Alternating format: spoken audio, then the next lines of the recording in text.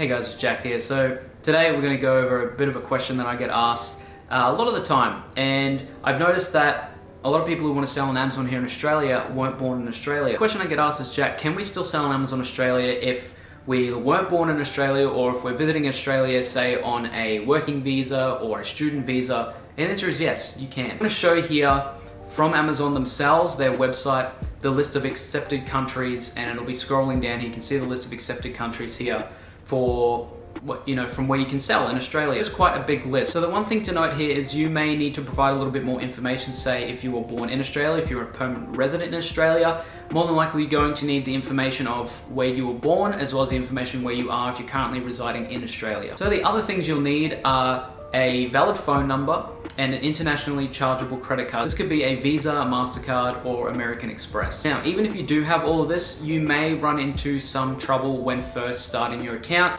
Now, if you're not sure how to start your account, I actually just made a video on this, which you can check out. It's one of my latest videos just before this one, and that brings you through the steps on how to create your seller account. But when you go to get your account verified, you may run into some trouble of maybe needing more information or maybe validating some certain information. And the only reason you may be running into some troubles is because Amazon just want to make sure you are who you say you are. And that may be a tiny bit of a longer process if you weren't born in Australia, and that's pretty self-explanatory. It's just they want to make sure that you are who you say you are. If you've moved over to Australia from another country, whether you are on a student visa or a working visa, or you're living here, or you're trying to get your permanent residency, or whatever it may be, they may need some more information just to verify that you are who you say you are. So let's just say you've gone through and you've tried to put in all your information, and you have a credit card, you have a valid phone number, but your account got knocked back and it says you're not able to sell. What can you do from there?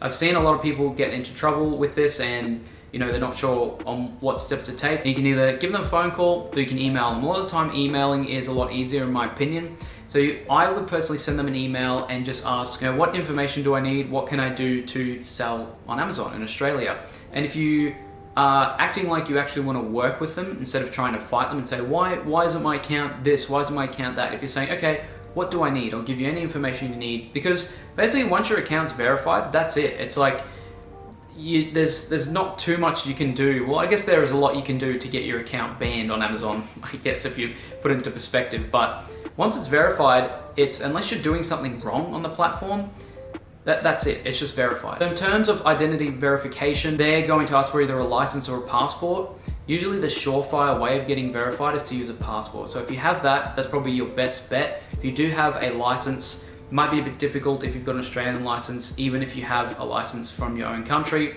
I would personally be using a passport in this instance, just because it is the most surefire way of getting verified and really being, saying who you actually are. So this video was very, very, very short, but there's not really too much to say. Like I said, I'll link down below the video on how to actually get your account up and running, how to actually apply to sell on Amazon.